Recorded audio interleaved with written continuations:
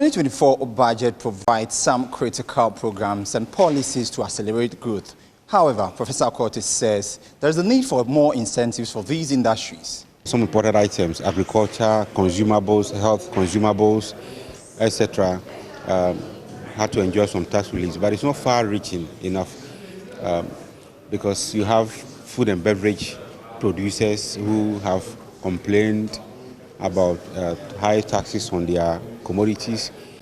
We have others who, private sector areas where we still have high taxes. So we think that going forward, yes, we need to raise revenue to enhance government spending.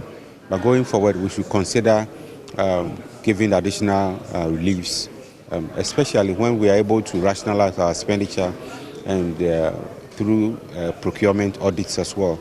Once we reduce our expenditure, get value for money, we will get some savings, then we can also give some additional tax reliefs to industry. Looking at how much we have grown, 3%, 4%, 3%, would that move many people out of poverty? You saw that about 23 districts where the poverty rate is over 50%.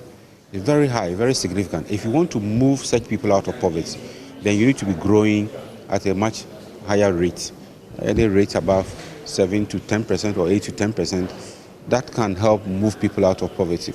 If you really want to see that your economy is doing well, look at the bottom 20% of the population. On the CDA outlook and the delay with respect to the IMF funds, Professor Curtis says he's positive and is expecting the cedi not to depreciate. Once we abandon them and we get back to them, they're going to be more expensive. So they ought to be completed. And if we have such monies coming in, of course, part could be used to finance the contractors so they could go back to site and complete these projects. Road is very significant, road to food production areas, road to other key areas. So once the roads are good, they are connected, it will enhance production, it will enhance distribution. And of course, the amount of time people spend in traffic, if we are to value the pollution effect, if we are to value the fuel that is consumed, if we are to value effects on people's health, if we are to value the effects on people's productivity, I mean, if we should cost them, it will tell you that we cannot but finance the construction of or completion of road projects. Well, I think it's modest, in my view. It's modest in the sense that we're trying not to overspend in 2024 because it's an election year. So government is trying to be as modest as it can, not to overspend.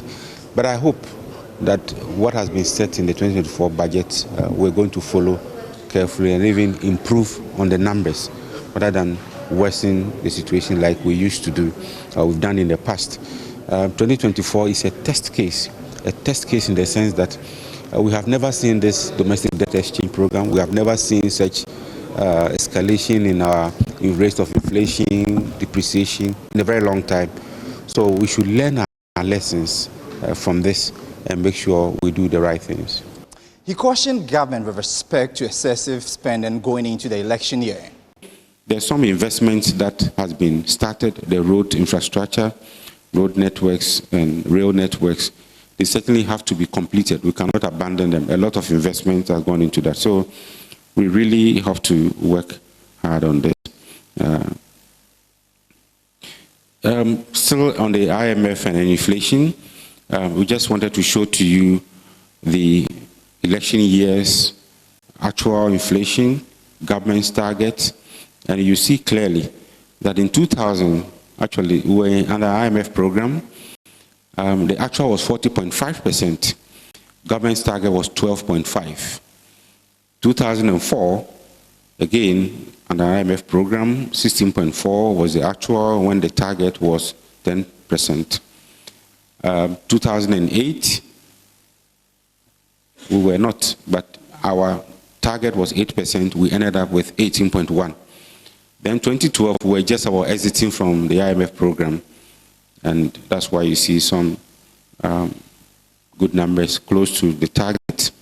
2016, We were on the IMF program, and our target was 10.1, but we finished the year with 15.4%. So it clearly tells you that the IMF program is not the panacea to our problems. We have to do a bit more. Election years, if we don't have fiscal rules, we don't respect some of the rules, we'll still be under a program, and once we enter into the last quarter of the election year, that is when we start showing our true colors. Okay, so we'll then look at trade, issues of trade. Within the trade sector, we found a very interesting development. We